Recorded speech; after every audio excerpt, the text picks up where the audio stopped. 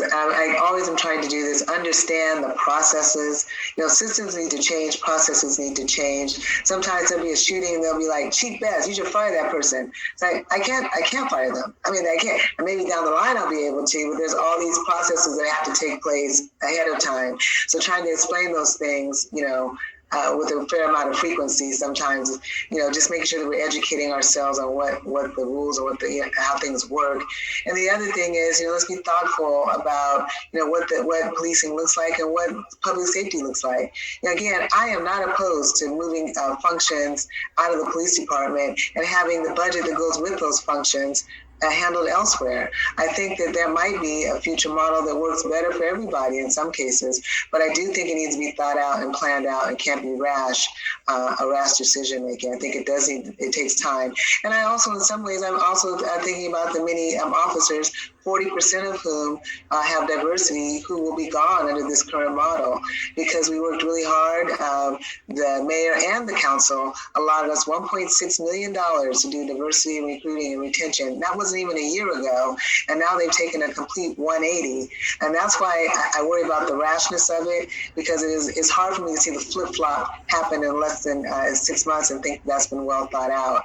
Because, and many of those folks are people who look like you and me. And so I would like to see, something a little more thoughtful about how these processes work and how we move forward to help everybody. A follow-up really quick, if I may, Doctor. In saying you wanted people to be better educated, is there a program that's out there that would help to educate the public on what some of the policies are and what the police There is, we have our Community Police Academy, we have one-day academies, and actually Felicia Cross is a great resource to get information out to the public on these things. And we really try the African American Advisory Council. We have other advisory councils as well, Latino, LGBTQ, East African, Filipino and Southeast Asian advisory councils, and people can come in, they can ask questions, they can just email and get information so they understand some of the processes or why something happened that they thought should not have happened, or why something didn't happen that they thought should have happened. Okay, thank you. We are going to ask you to stay with us, but we have our next guest ready. And so we don't want to delay him any further. Please stay with us, Chief Best, as we continue. Our next guest is James Bible, not new community, but James Bible. Just want to give you a shout out and thank you for the work you've been doing in the community. Can you please take a moment to share what have been your successes in stopping Black violence? What have been your activities? And just to give us an update. Thank you. You're muted.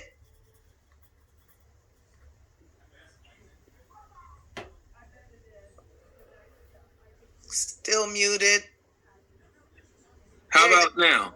That's fine. Thank you. Okay, great. All right.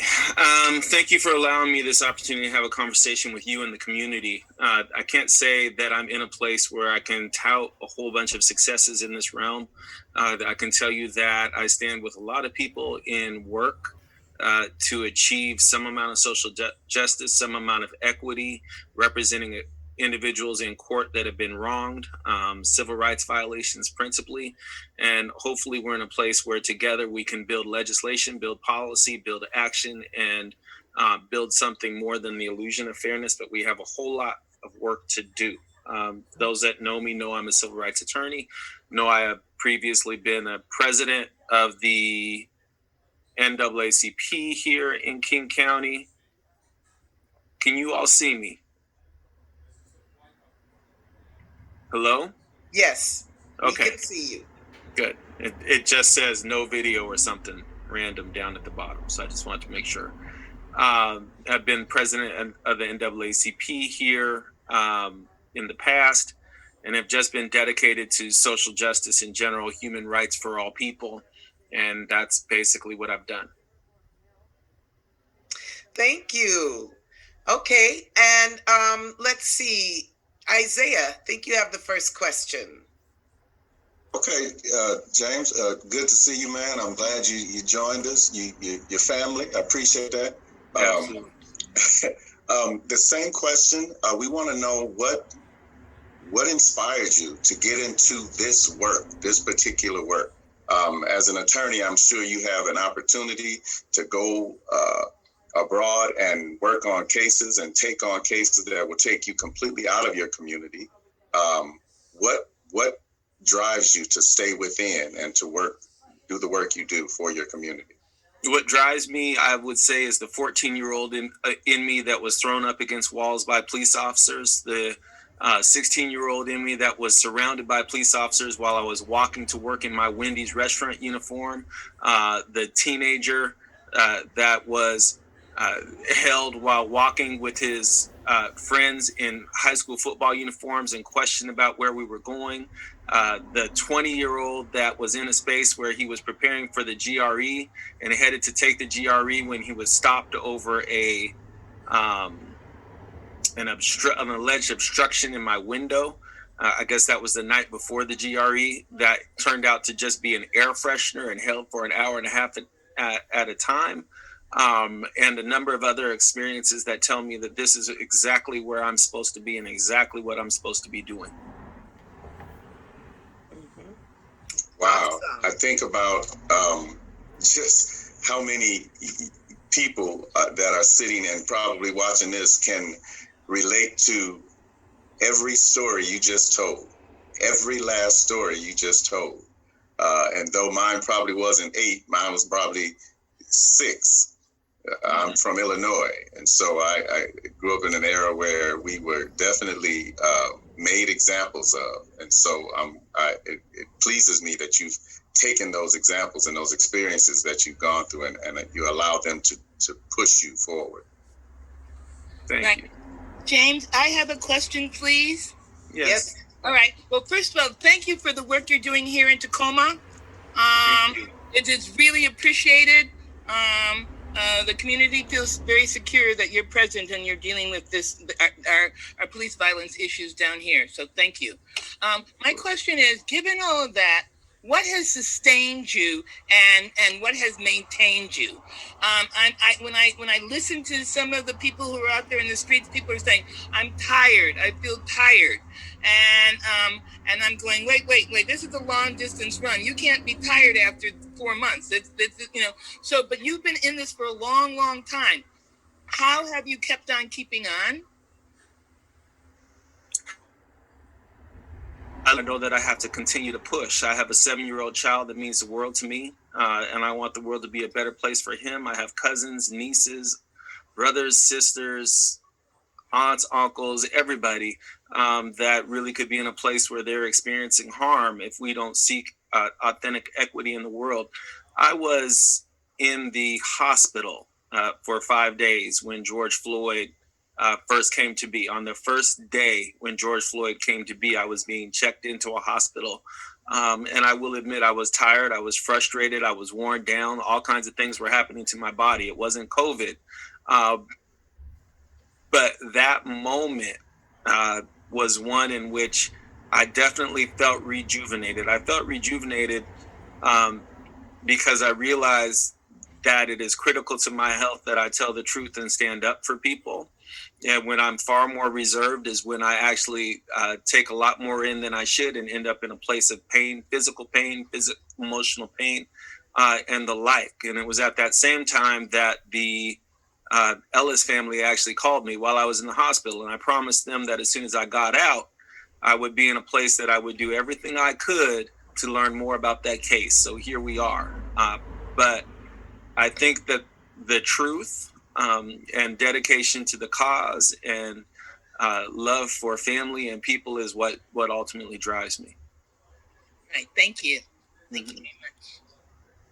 That is awesome. Thank you, James. I think you're right. I think that's true with all the people who get out there on one level or another. Che Guevara says that the true revolutionary is guided by great feelings of love. And so that's so consistent.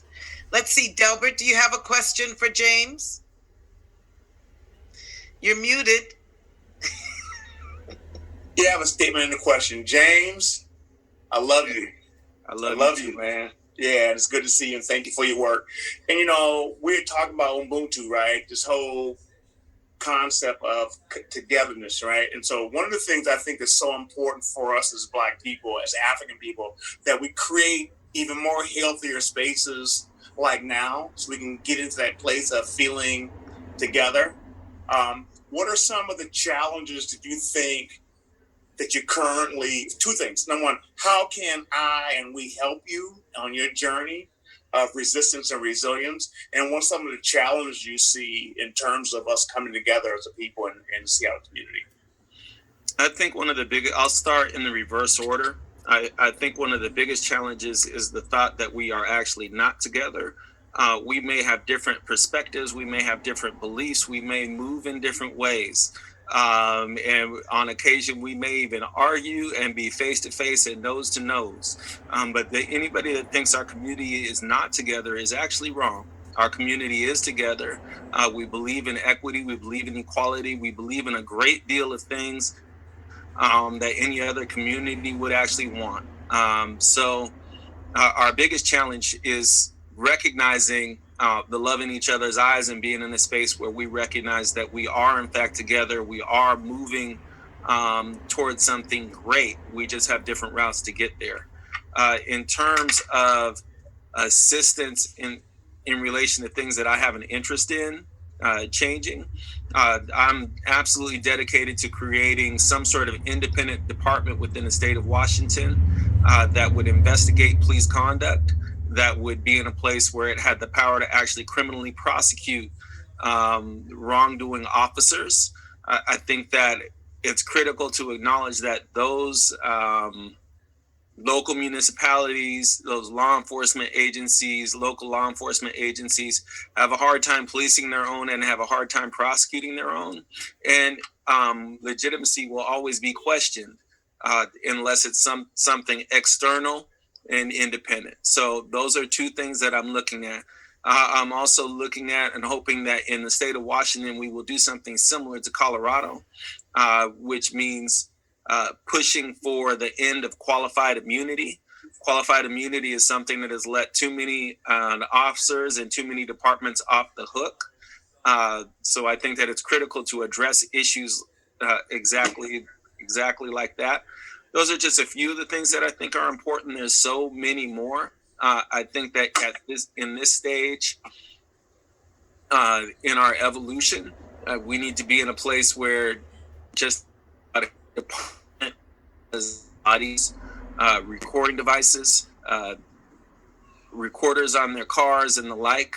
While Seattle Police Department has them, there are plenty of jurisdictions that do not throughout the state of Washington, and officers are simply allowed to write their rendition of events to the exclusion of the events or beliefs or perceptions of those they might actually be coming in contact with.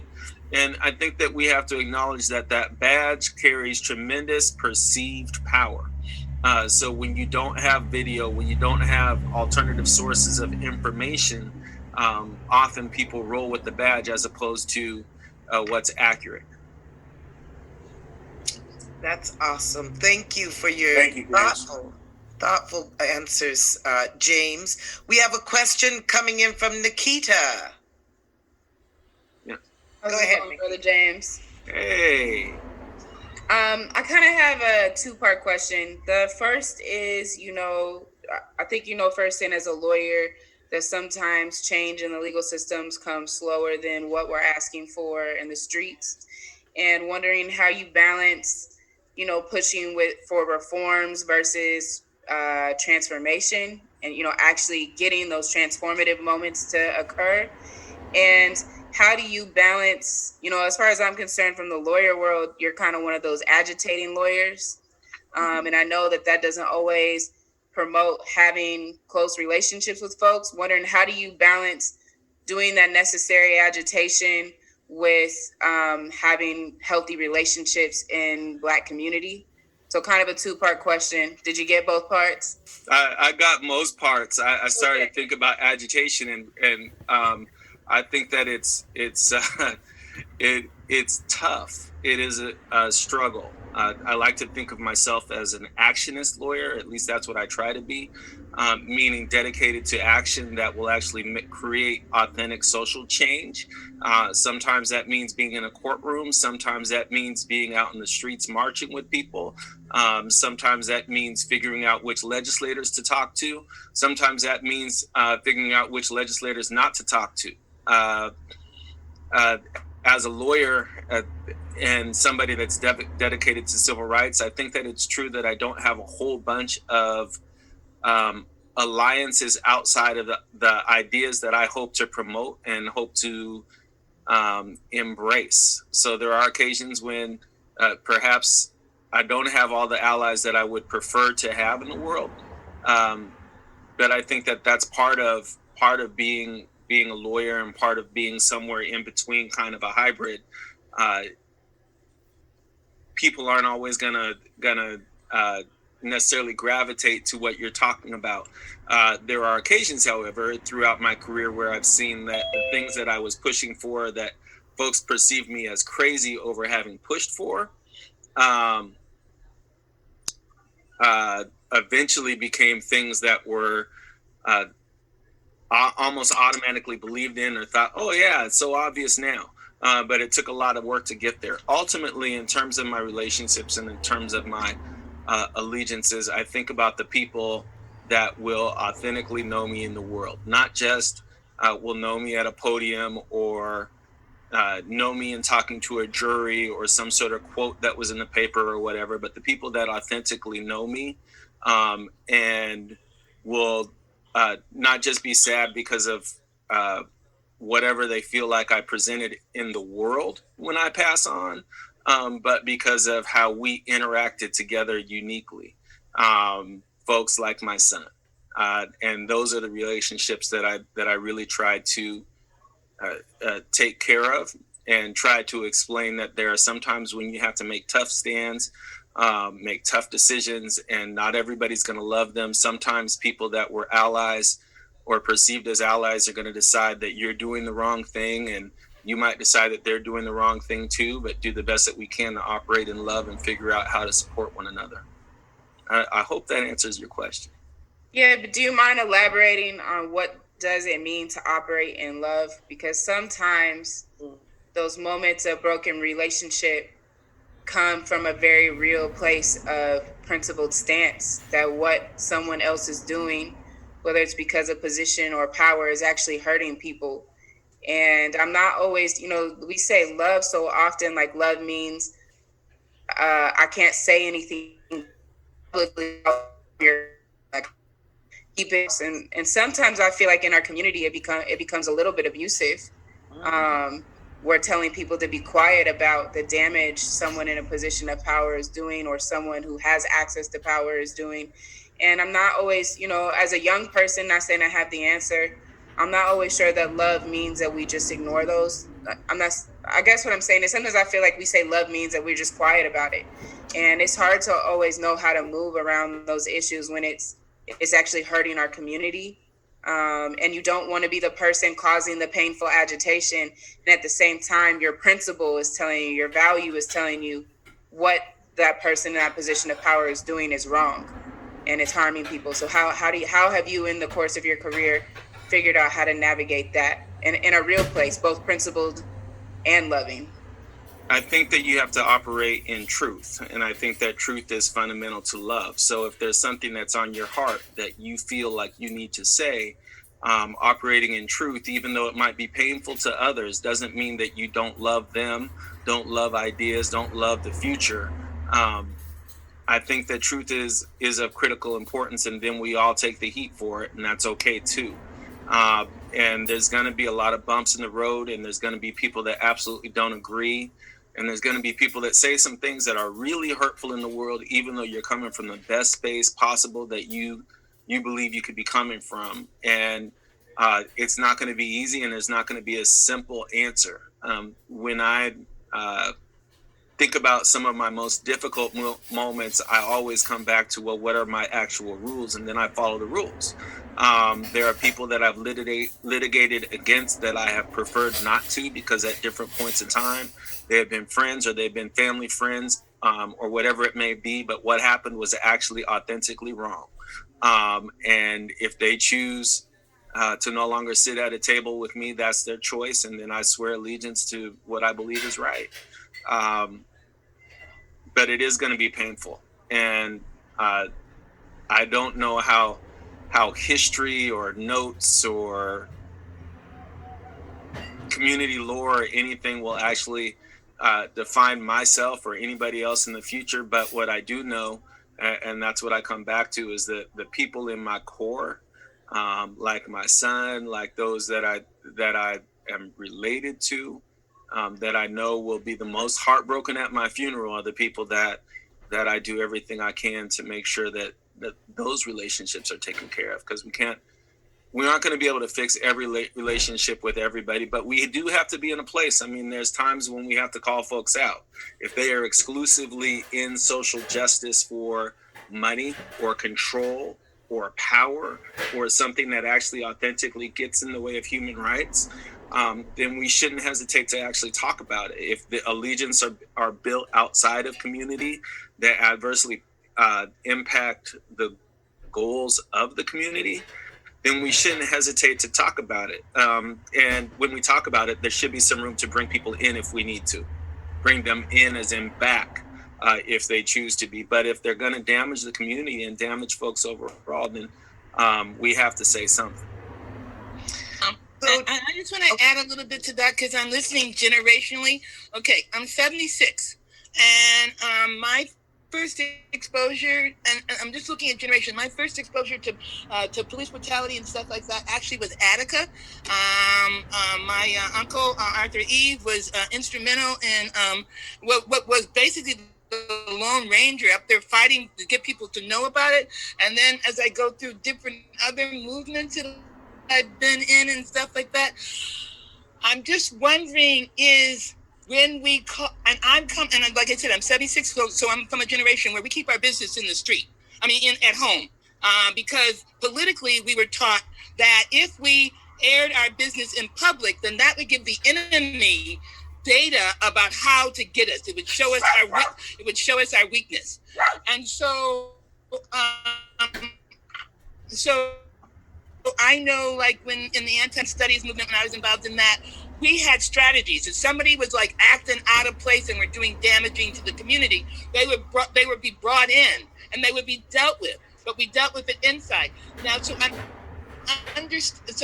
that's been my experience of basically understanding that there will be provocateurs, that there will be people who are obstructionists, and that they need to be called to task. But we had different strategies in this particular time.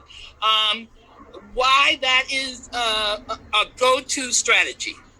That's what I'm asking. So I would say, and I believe that there are multiple strategies that are employed by so many different populations when seeking to deal with folks that might not have the best interests of the community in mind.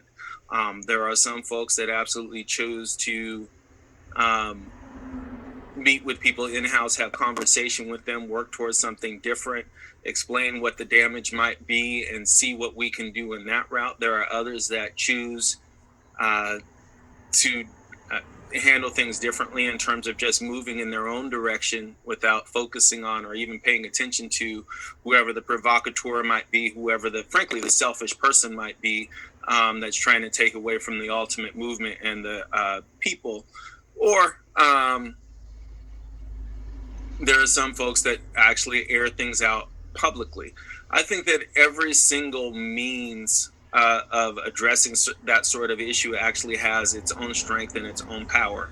I think that one of the things that's been present, if I were to look from the outside looking in, specifically on Seattle in the past few months, is that the powers that be in the city of Seattle actually seem to have tried to attempt to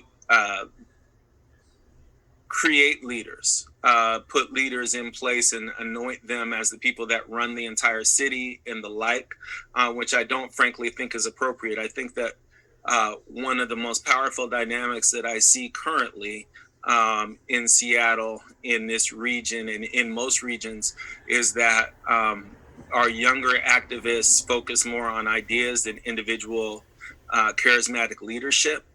So there are some individual charismatic leaders that might be in a space where they're actually seeking to maintain power of the pulpit, so to speak.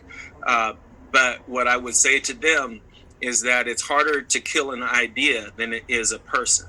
So when you're moving in unison around an idea, when you're truly in the group cohesively in that sort of way, then you find yourself and your opportunities in a different place. We're not just here because of videos. We're here because of tremendous unity with young people that are focused principally on ideas as opposed to individual self. And some of us that are my age and older are having a hard time handling it. And we have to get to the place where we start embracing the idea that it's about the movement. It's not about a single speaker, a single preacher, a single nonprofit speaker, a single person that sits right beside the mayor or anything like that. It's about a group idea, a group movement. That was the power of the idea of Black Lives Matter. And what we saw in the past, what we have seen in the past month or two, and what I hope that we see throughout the rest of this year and forever, is groups dedicated to social justice, dedicated to change. We are, I think, running into some hiccups here because there's some individual folks that might be in a space where they're trying to just maintain whatever they perceive as their own leadership position. But ultimately, I would say that leaders typically are not behind podiums. They're those people that spend the time in the streets marching, the people that make sure that homeless people have food, the people that aren't getting tremendous credit for everything that they do. And so I would say that all of it is okay. And at our strongest moments as a people, we have had tons of different organizations with different ideas and different beliefs and everything else that handled so many things differently that there ultimately had to be a change because no power structure could define you. So I think we're actually in a tremendous space right now that we have to push. So